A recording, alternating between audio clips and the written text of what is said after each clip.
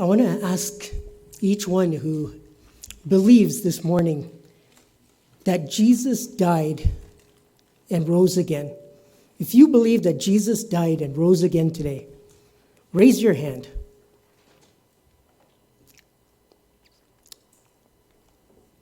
Do you know that all of you who raised your hand have a blessing that the apostles could not receive?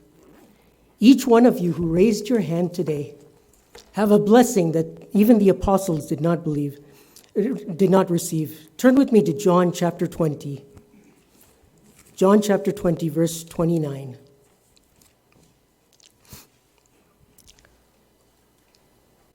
John chapter 20, verse 29. Jesus said to him, "Because you have seen me, have you believed?" And this is Jesus talking to Thomas. Thomas believed after he saw Jesus. The nail prints and on his side, he believed. But Jesus said that there will be people who believed without seeing, and they would be more blessed. All of you who raised your hand are more blessed than the apostles in this area. This is an area that the apostles could never be blessed in because they saw Jesus. They heard him with their physical ears. They saw him with their physical eyes. For them to believe that Jesus can raise the dead was not as difficult as a person who's never seen. And there's a blessing in that. And it says that, Peter, for example, raised the dead. He wrote scripture. Yet Peter could never have this blessing of believing without seeing. So each of us, no matter how your week was, it can start off with this blessing, that you're more blessed in this way than even the apostles were. Do you really believe that there's a special blessing for those of us who believe without seeing? Or do you think that Jesus was just saying things, "Oh, you're blessed even if you didn't see"? I believe that Jesus meant everything that he said. And Jesus says in John chapter 14, verse 1, you can read with me. "Do not let your heart be troubled. Believe in God, believe also in me. In my Father's house are many dwelling places." He's saying that there's going to be a lot of dwelling places in heaven. And see what he says next. "If it were not so, I would have told you." If I tell you that there's going to be dwelling places in heaven, I mean what I say. I don't say things which I don't mean. And when Jesus says, "It is more blessed for those who have not seen and yet believe," I believe him.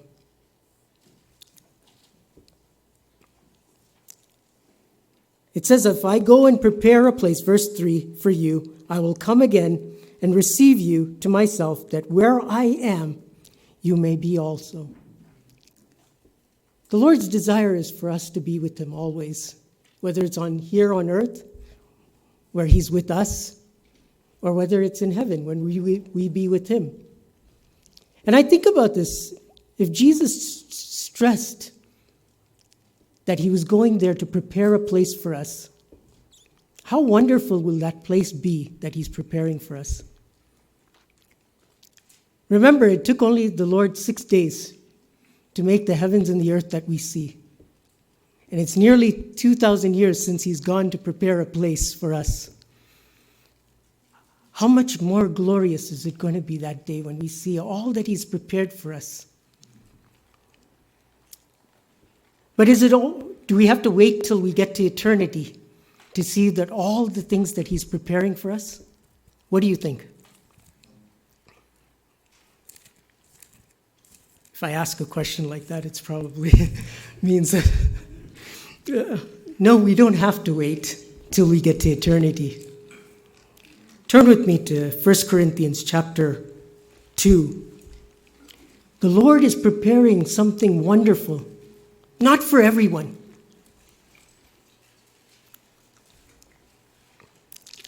First Corinthians chapter 2, verse 9. But just as it is written, things which the eye has not seen, and the ear has not heard, and which has not entered into the heart of man.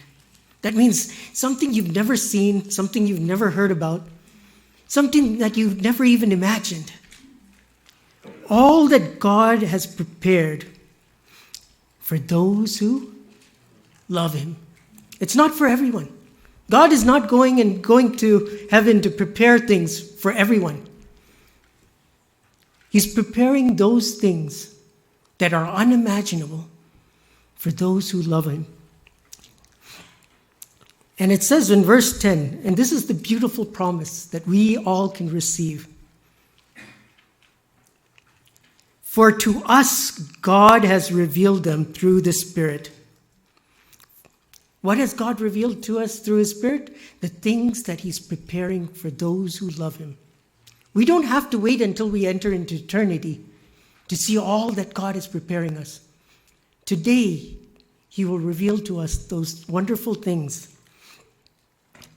For the Spirit searches all the things, even the depths of God.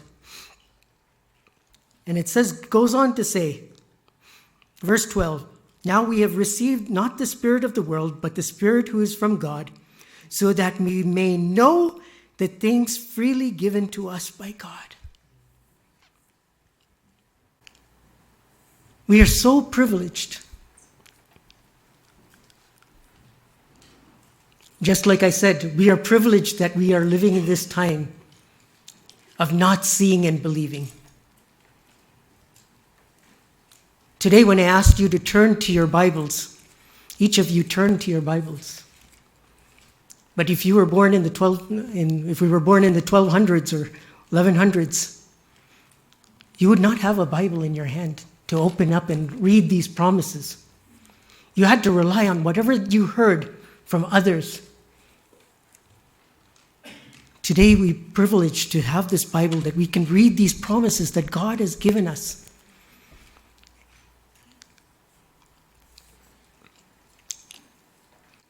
Aaron and the high priest, do you remember how many times a year they could go into the most holy place, into the very presence of God? It was once a year. If you were not born a Levite, you couldn't go into the holy place. You couldn't serve there. If you were not the high priest, you could not go into the most holy place. If you were not a Jew, you couldn't even go in that area. They'll have a separate place for those who are not Jews. It was such a privilege to go and spend time in the very presence of God. But today, after Jesus died on the cross, he tore that veil. We have the precious privilege to go and spend time in the very presence of God today and know him as Father.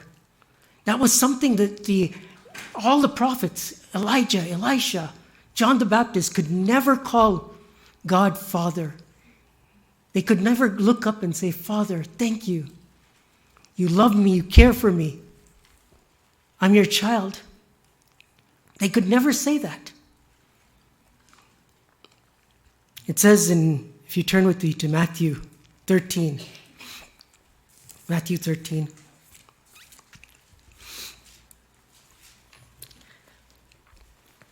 Verse 11, it says, Jesus answered them, to you it has been granted to know the mysteries of the kingdom of heaven, but to them it has not been granted. It's a tremendous gift if we're able to hear those secrets, those mysteries that God has. It says in Psalm 25, verse 14, the secrets of the Lord belong to them that fear him. It's a tremendous privilege to be able to hear those things that God has for us. And so he says, to you it has been granted to know the mysteries of the kingdom of heaven. And it says here in verse 14, you will keep on hearing, but you will not understand. You will keep on seeing, but you will not perceive.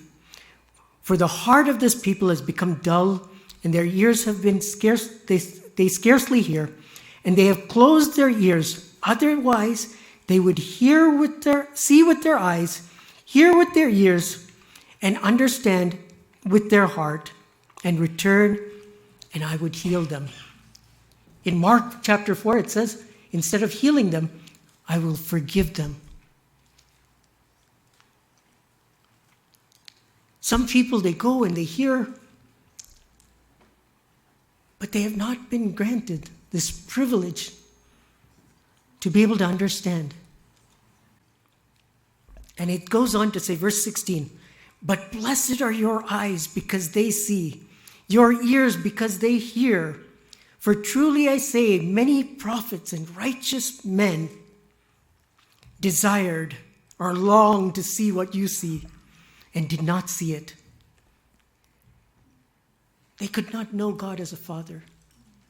John the Baptist said, I'm the friend of the bridegroom. I'm his friend. I'm like the best man at a wedding. I get to stand beside the bridegroom. Turn with me to John chapter 3. I can stand beside him and hear him speak. John 3:27. John the Baptist answered and said, John 3:27, a man can receive nothing unless it has been given to him from heaven. Verse 28, you yourselves are my witnesses that I said, I am not the Christ, but I have been sent ahead of him. He who has the bride is the bridegroom. But the friend of the bridegroom, who stands and hears him, rejoices greatly because of the bridegroom's voice. So this joy of mine has been made full. John the Baptist was able to hear the bridegroom. He was able to hear Jesus and rejoiced. He was blessed. But there was something that he could never experience. Do you know what he couldn't experience as the friend of the bridegroom? He could never experience being the bride. The privilege of being the bride of Christ.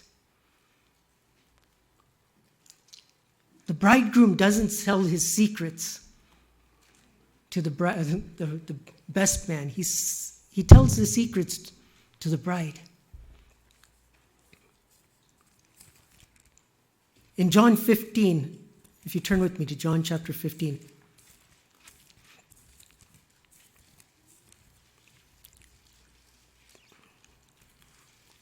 This is my commandment, that you love one another just as I have loved you. Verse 12.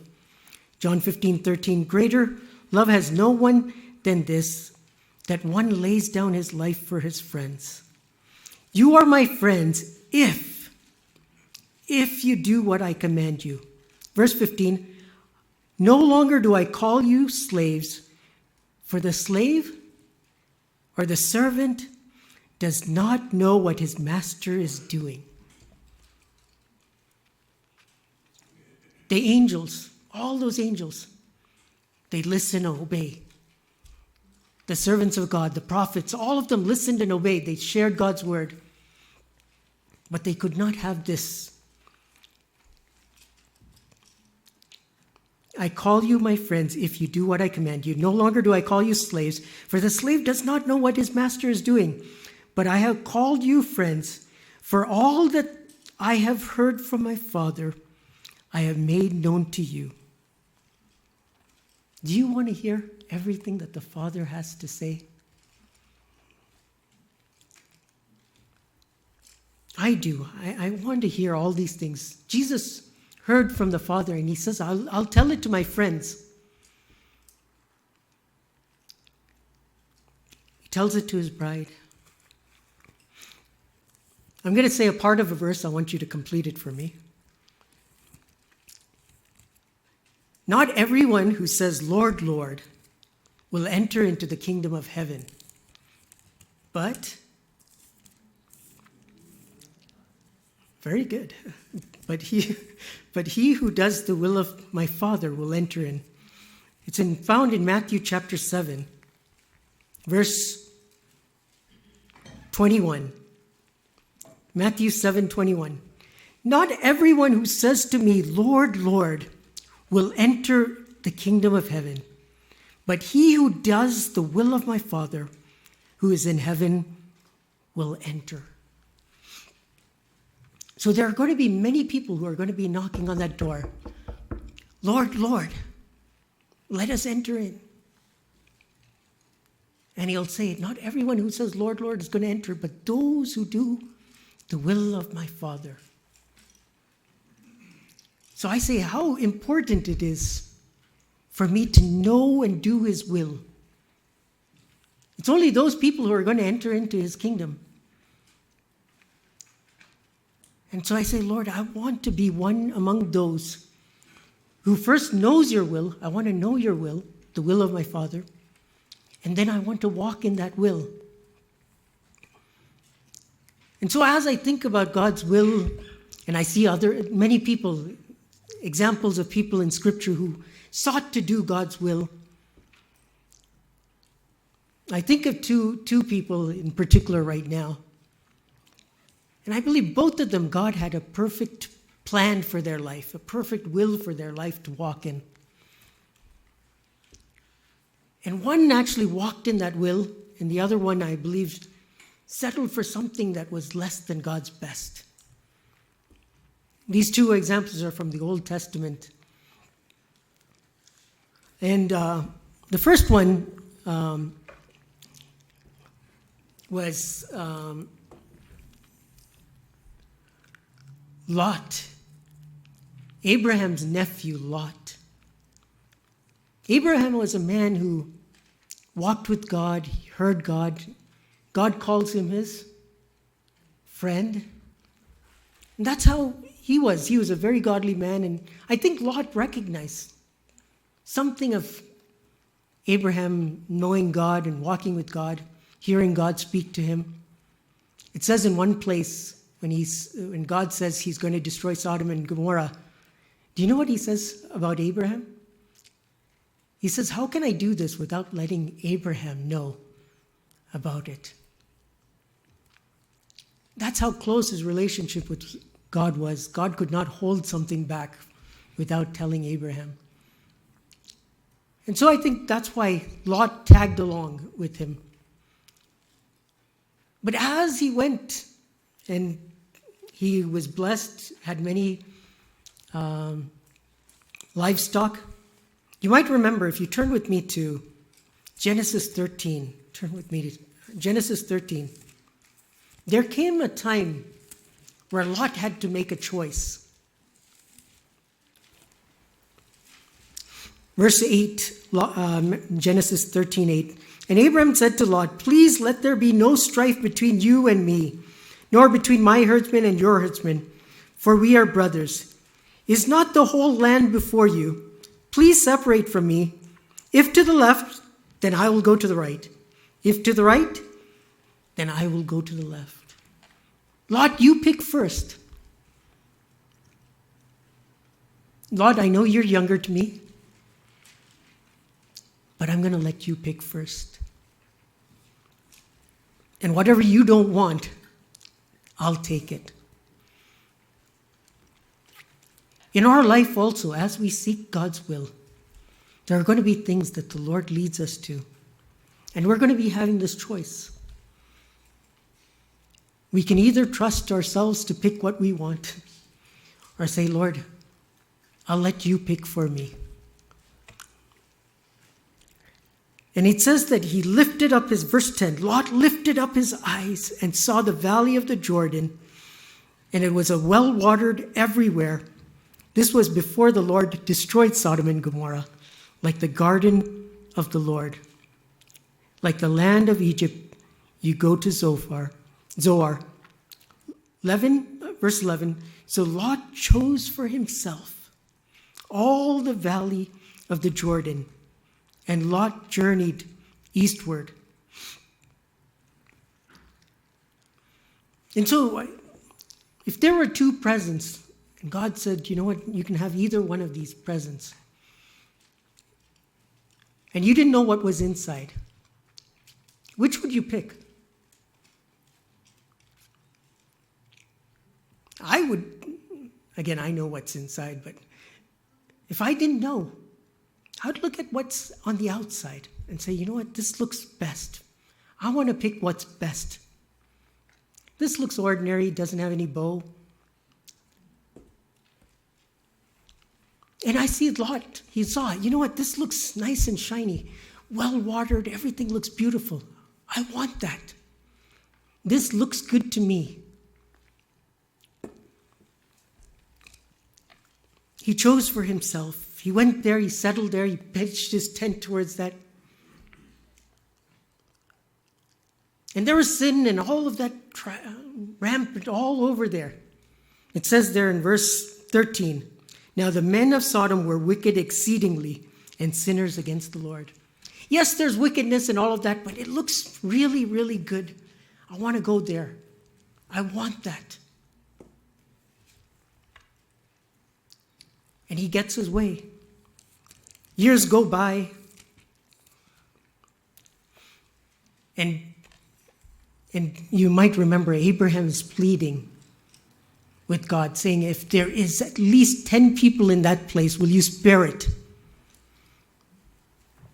It says that here. Read with me, Genesis 18:31. And he said, now behold, I ventured to speak to the Lord. Suppose 20 are found there. And he said, I will not destroy it on account of 20. Then he said, oh, may the Lord not be angry, and I shall speak only this once. Suppose there are 10 found. Just 10 people. 10 people in Sodom, Gomorrah, and the other cities of the valley. Just 10 people. And he said, I will not destroy it on account of 10. Could God find 10 people in this place? No. Not even 10 righteous people in all those cities could he find. And he goes to Lot, chapter 19. And it says here in verse 14, Genesis 19:14, Lot went out and spoke to his sons-in-laws who were to marry his daughters and said to them, up, get out of this place, for the Lord will destroy this city. He lived among them. What was the testimony that this man had? He sought his own. I believe God had a tremendous plan for this man. He was a man who recognized a godly man like Abraham. He left his hometown to go with Abraham, been with him. I believe God had a tremendous, wonderful plan for this man. But he chose what looked good to him. And this was the testimony at the end of all those years living in Sodom and Gomorrah. Instead of him being an influence on the people had influenced him. And it said, but he appeared to his sons-in-law to be jesting or telling jokes, or they saw a man who was never serious with his walk with the Lord. They saw him compromise. Yeah, I'll be known as a righteous man who lives here, and I don't do all the evil stuff that you do. But I'll stay here. I'll be among you, but I won't do the things you do. But I'm not going to be a person that somebody can see this man's a man walking with God. And so when time of eternal things came, his son-in-laws were not saved because they didn't see a witness there in Sodom and Gomorrah, but a man who compromised. They knew that he didn't believe in eternal things. Why should they? When he said there's a judgment to come, they'll say, hey, you didn't even live as if you believe that there is a judgment to come. You're telling us?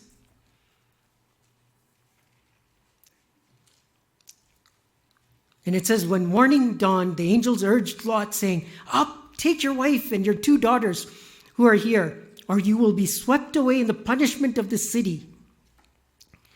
Verse 16. One of the saddest words.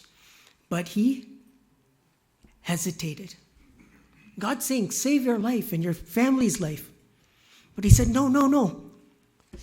There's something more I have left here in Sodom and Gomorrah. So the man seized his hand and his wife and the hands of his daughters. He didn't want to go. The angel had to pull him out, drag him along. For the compassion of the Lord was upon him. And they brought him out and put him outside the city. Verse 17. When they had brought him outside, one said, escape for your life. Do not look behind you, and do not stay anywhere in the valley. Escape to the mountains, or you will be swept away. But Lot said to them, oh no, my lords. Now behold, your servant has found favor in your sight, and you have magnified your loving kindness. You've been very kind to me. You didn't destroy me like all these people in Sodom and Gomorrah, which you have shown me by saving my life. But I cannot escape to the mountains, for disaster will overtake me, and I will die. I know you said to go up to the mountains. I know that was your plan for me, but it doesn't look appetizing. I don't want to go through all of that hardship and go up that mountain and then go and... But that was God's will. God's will was for go to the mountain. Save yourself and save your family.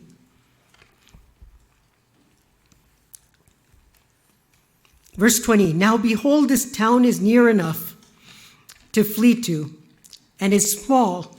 Please let me escape there. Is it not small? The city Zoar, close by. I don't have to walk so far. Let me go stay there. Was that God's will? No. Was it the more appealing? Yes, it was more appealing to him. He said, let me settle here in Zoar. And he said to him, behold, I grant you this request, not to overthrow the town which I have spoken. Hurry and escape, for I cannot do anything until you arrive there. Therefore, the name of the town is called Zoar.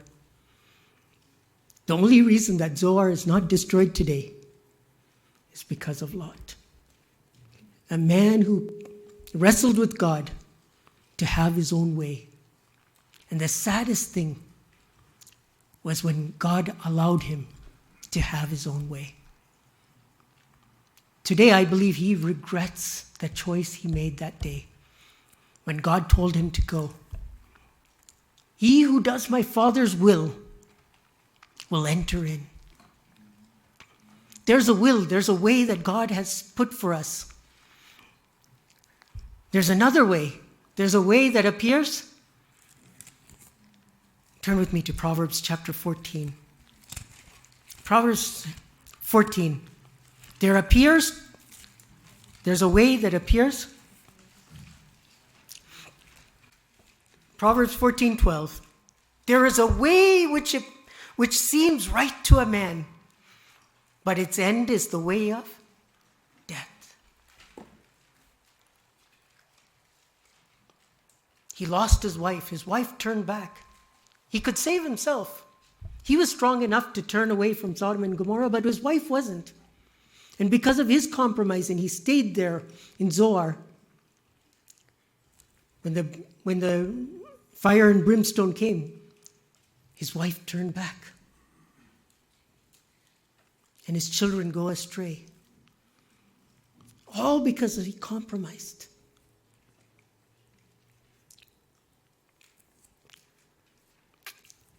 But I thank the Lord for other examples. And the man I wanted to share, the other man, when God had two ways for him, one difficult and one easy, he submitted to God's dealings with his life. Turn with me to Genesis chapter 37. Joseph, verse 2. Joseph, when 17 years of age, was pasturing the flock with his brothers. While he was still a youth, along with the sons, so he was there And verse 3, now Israel loved Joseph more than all his sons because he was the son of his old age.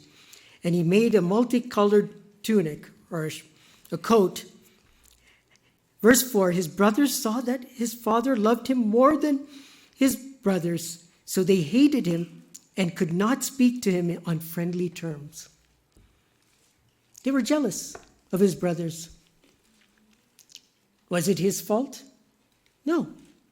It was circumstances that God allowed in his life. God allowed his brothers to be jealous of him. He allowed that situation to occur. In our life also, there are situations that we have control over, and there's situations that we don't have control over. The ones we have control over, we seek wisdom. Lord, is this your will in this area? And then I choose to walk in his ways. But then there's other ways where I know, Lord, this situation's outside of my control. And I trust, Lord, that if you've allowed this in my life, there is a very, very good reason for it. A very, very good reason. There are certain things that we believe, and there's certain things that we ought to know. What sound does a cat make? It meows. What sound does a dog make? It roars. Those are things that we know. Little children know that. Older children know that. And like that, it says in 1 John chapter 4, verse 16, there are certain things that we have to be grounded and know. Not only we believe it, but we know it. 1 John 4:16. We have come to know and have believed the love that God has for us. It's no longer I just believe it, but I come to know it. I've experienced it. The love that God has for me. It's no longer I question it. It's something I've come to know, just like I know many other things. There's another thing that I must know. Romans chapter 8. Romans chapter 8, verse 28.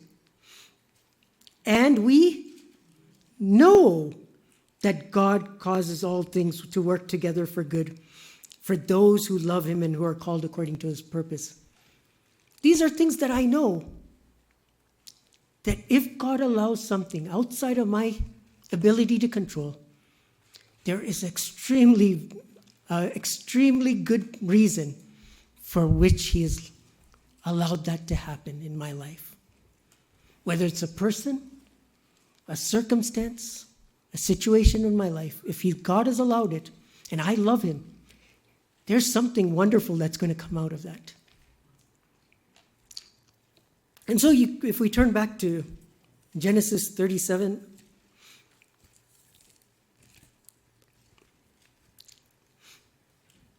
verse 18. This is after he tells the dreams to his brothers. His brothers not only are upset that his father gave him the coat of many colors, now they're upset that he's told them the dreams. And they call him a dreamer, actually. That's what they call him. Verse 18. When they saw him from a distance, and before he came close to them, they plotted against him to put him to death. So all of the brothers are scheming now to put Joseph to death. Not only did they hate him, but they were plotting to put him to death. Now Joseph loves God. He's seeking to please God. And God's purposes for his life, his will for him is still not yet done. Do you think God's going to allow Joseph to be killed by his brothers? What do you think? No, absolutely not. Even though they plot and scheme, God will not allow it. And you see that. Verse 19, they said to one another, here comes the dreamer.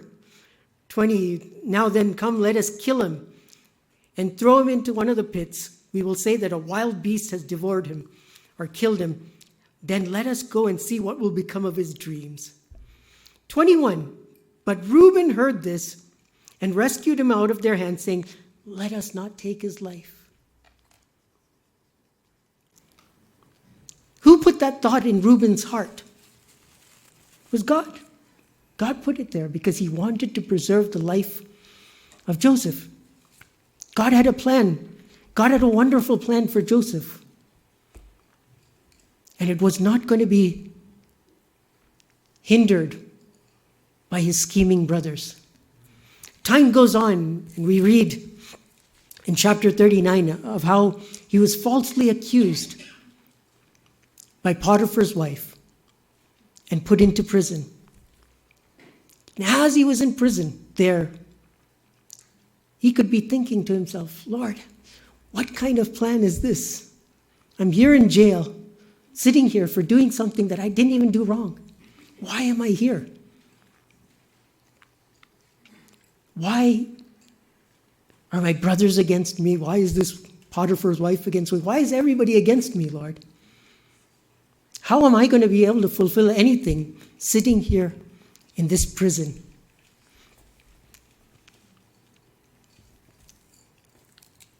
And even though he lived in the Old Testament, he knew that, just like it says in Romans 8:28, and we know that all things work together for good.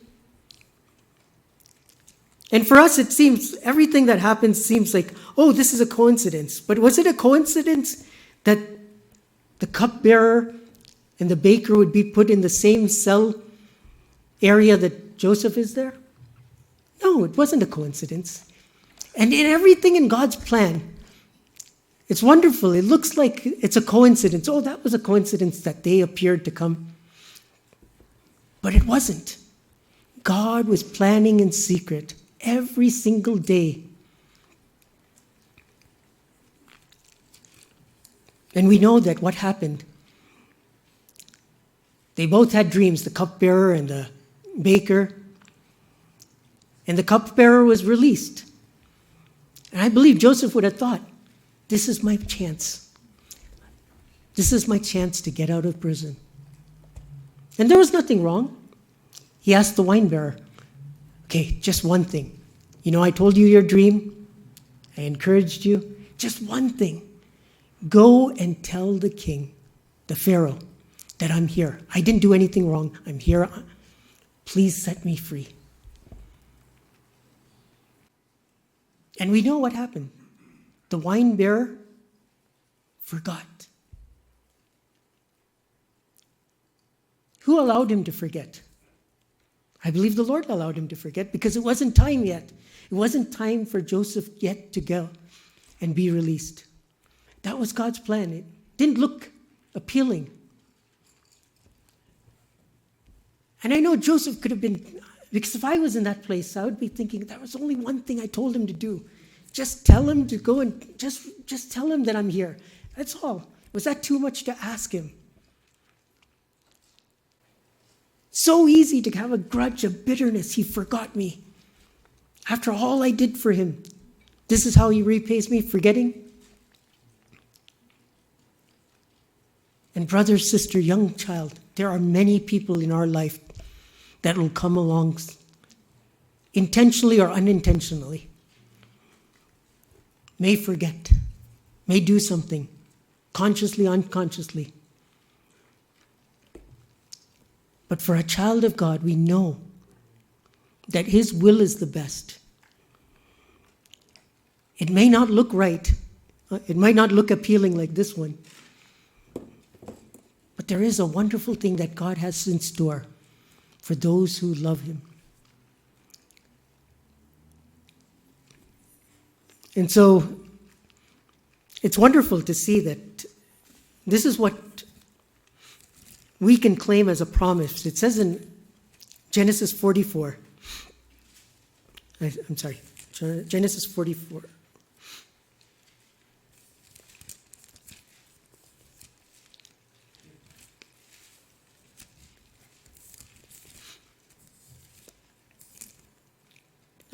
Genesis 41. Genesis 41, verse 44. Genesis 41, verse 44. Moreover, Pharaoh said to Joseph, Though I am Pharaoh, yet without your permission, no one shall raise his hand or foot in all the land of Egypt.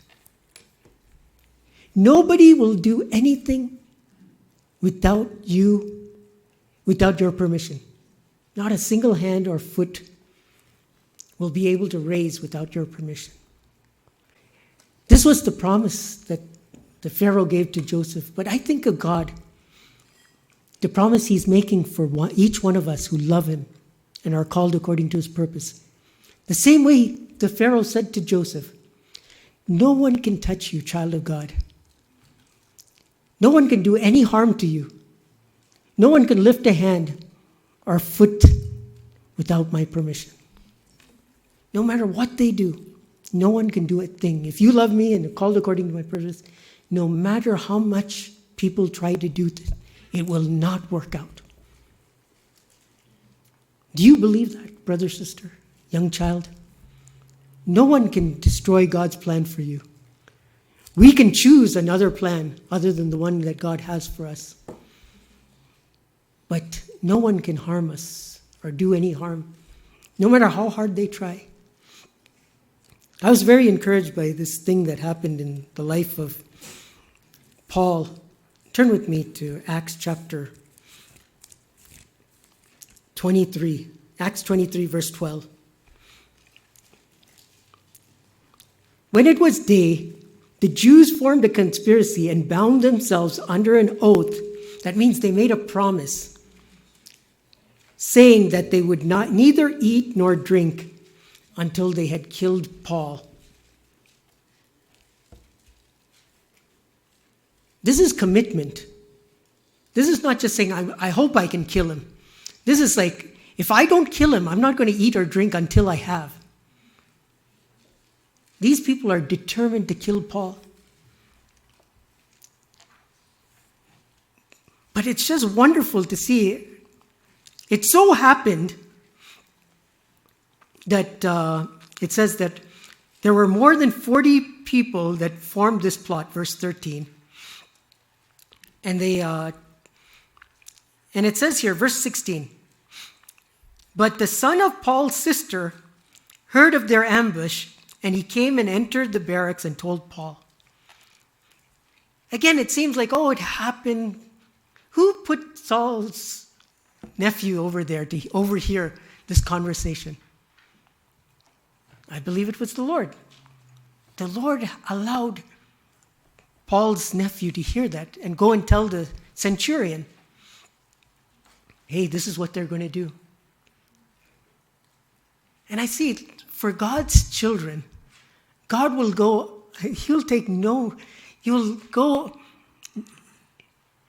there will be no measure he will not take to protect his children.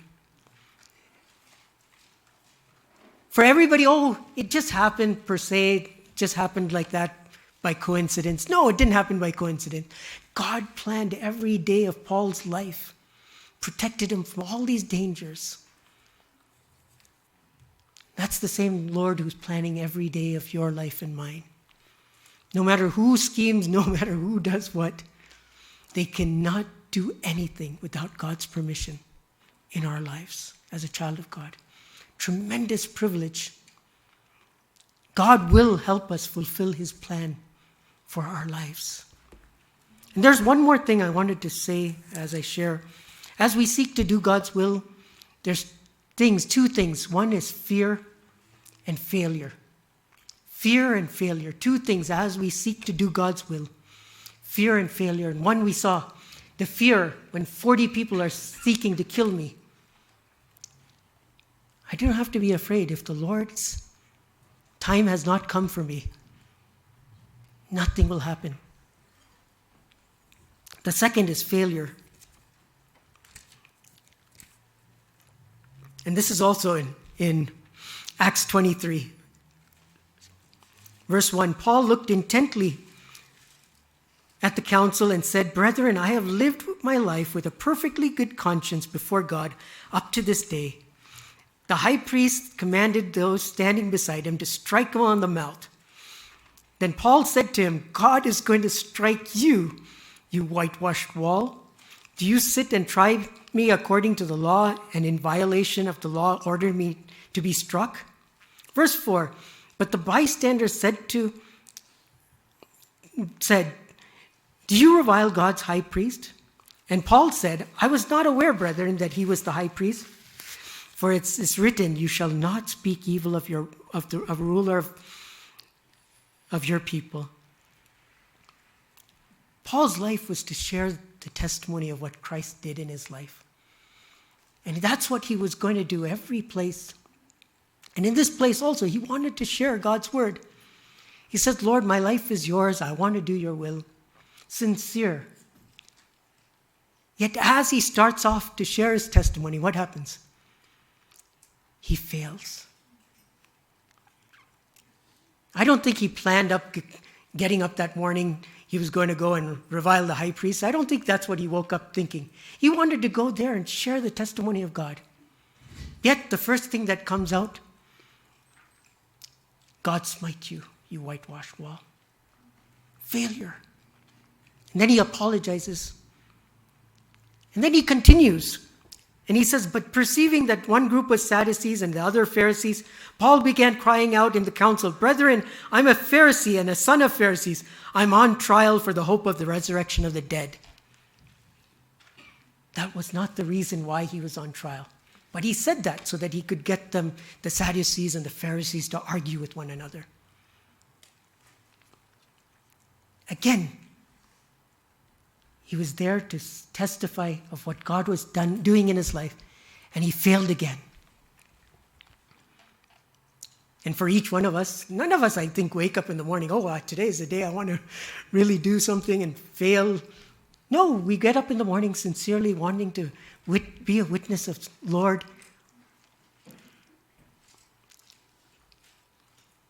Love our wives, love our spouses, and treat our children to respect our parents. That's how we wake up in the morning. Lord, I want to please you. But then it doesn't go that way. And I don't know if there's another verse like this in the entire New Testament. After Jesus died and rose again, he sent visions, right? He showed visions, or he came as a bright light. He sent angels. But coming and standing beside someone, I think this might be the only place in the entire scripture where it says Jesus stood by him. And that's what it says here. Verse 11, I can think back, Paul, after that day, Lord, I went there sincerely wanting to testify about you, but I failed completely. I made a mess. One thing you asked me to do was to be a witness for you. You healed me, you saved me, and I didn't do that. And sitting there in those barracks, I feel he would have felt down. Lord, you gave me a task to do, and I did it. I didn't do it as you wanted me to. Verse 11, but on that night immediately following, the Lord stood at his side. The Lord stood at his side and said, take courage, for just as you have solemnly witnessed, that's how God considered what he had done that day. Despite his failures, all of that, he saw the intent of Paul's heart, that in the sincerity of his heart, he chose to do this, even though he failed. It's besides such people who have failed in their sincerity of seeking to please God that I believe God stands beside them today, even to encourage them, saying, my brother, my sister, my child, I know you failed, but I'm standing beside you. Jesus is the same yesterday, today, and forever. What he did for Paul that day when he was discouraged, he'll do for me. God does not say a word in vain. Whatever God says, he means it. And what he did for Paul there, one with his fears of people trying to kill him, one with his failures of when he spoke what he shouldn't have, guarding his ways so that I may not sin with my tongue. So today also, brother, sister, God has a perfect will for us. It may not look shiny and colorful, but whatever he allows in our life as a part of that will, difficult people, difficult circumstances, difficult neighbors, difficult home situations, difficult situations at work and school, not a single person that he permits to come into our lives, a situation that he allows to come into our life, of one who loves him, is not without one of his highest purposes to fulfill his things, his purposes in our life. And I'm sure you want to know what's inside these boxes. The one that Joseph picked, actually we'll start with the one which Lot picked. It looked beautiful on the outside, but inside was just death. There was no life in it. These are all dead leaves. It was all a life worthless. At the end of his life, he had nothing to show for it. Everything was burnt up. Wood, hay, and stubble. His own life preserved. But what happened to his family? Because he sought his will. There's a way that seems right to a man, but the end is in death. But Joseph, on the other hand, gold and precious stones. These were the things that he had saved up for. It was not an easy life for him.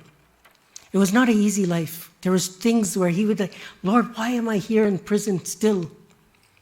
But despite all those circumstances and situations, he yielded to it, yielded to it, yielded to it. And one day God fulfilled his perfect plan in Joseph's life. For us too, like he did in Paul's life, in Jesus' life, he fulfilled everything. Let us also, like Jesus said, I've done the work that you've given to me, and I've finished it, and I've glorified you. Let each one of us, none of us here this morning who are listening this morning, young and old, should say that, Lord, there should be no reason for each one of us to grab a hold of that will that God, our Father's will, and say, Lord, I want to fulfill your will in my life. May the Lord help us. Amen.